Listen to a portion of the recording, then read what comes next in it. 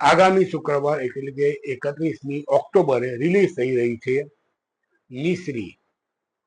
આ ફિલ્મ માટે કેટલીક એવી માહિતી મળી રહી છે કે જે GuJBox.in નામની વેબસાઇટ છે એણે આપી છે કે આ ફિલ્મના પહેલા દિવસના અનેક શો હાઉસફુલ ઓલરેડી થઈ ગયા છે. જો કે અહીંયા કોર્પોરેટ બુકિંગની વાતની પણ ચર્ચા કરવામાં આવી છે, પરંતુ આપણે એમાં નથી જવું. મેરે પાસ માલ સિનેમા.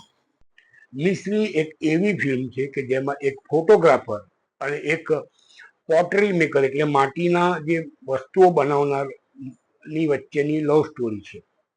એક લગ્ન પ્રસંગે ભેગા થાય અને એ લવ ખૂબ સિન્સિયર લવમાં પરિણામે અને પછી જે કોમ્પ્લિકેશન્સ ઊભા થાય એની આ વાર્તા. આમ તો મને એટલા માટે આ ફિલ્મની વાત કરવી વધારે ગમે કારણ કે આ ફિલ્મમાં જે બે મુખ્ય કલાકારો છે માનસી પારેખ અને રોનક કામદાર એ મારા અનુભવ પ્રમાણે, મારી સિસ્ટમ પ્રમાણે ખૂબ સારા અને ફાઇન ટ્યુન એક્ટર છે. આ સાથે ટીકુ તલસાણિયા, હિતુ કનોડિયા, પ્રેમ ગઢવી, કૌશાંબી ભટ્ટ અને બીજા ઘણા બધા કલાકારો આ ફિલ્મની અંદર છે. આ ફિલ્મના જે box office collection box office બુકિંગની જે મેં વાત કરી તો એ માહિતી એવી મળી છે કે અમદાવાદમાં 64માંથી 26 શો હાઉસફુલ થઈ ગયા છે. સુરતમાં 12માંથી 10 શો હાઉસફુલ થઈ ગયા છે. રાજકોટના બંને શો હાઉસફુલ છે અને મુંબઈના 4માંથી 2 શો હાઉસફુલ છે. આ પહેલા દિવસની એટલે કે 31મી ઓક્ટોબરની બુકિંગની માહિતી છે.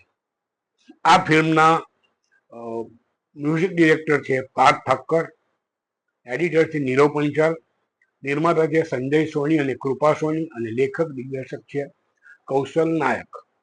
મિત્રો, ટ્રેલર જોયા પછી એવું લાગે કે બહુ જ સિન્સિયરલી ફિલ્મ બનાવવાનો પ્રયાસ કરાયો છે અને જે એના ઇમોશન અને જે સ્ટોરી ટેલિંગ ઉભરીને આવે છે એ બહુ સરસ છે. પરંતુ બુકિંગમાં જે આ એક વિવાદ થયો છે એ આંતરિક હુંસાતુંસી ન હોય અને ખરા અર્થમાં આ પ્રકારનું બુકિંગ આ ફિલ્મને પહેલા જ દિવસે મળ્યું હોય એવી આશા અને અપેક્ષા સાથે શુક્રવારે ફિલ્મ રિલીઝ થાય એની રાહ જોઈએ. પરંતુ સાથે સાથે આ ફિલ્મને અને બીજી બધી ફિલ્મોને વધાવી લઈએ. મેરે પાસ માલ સિનેમા.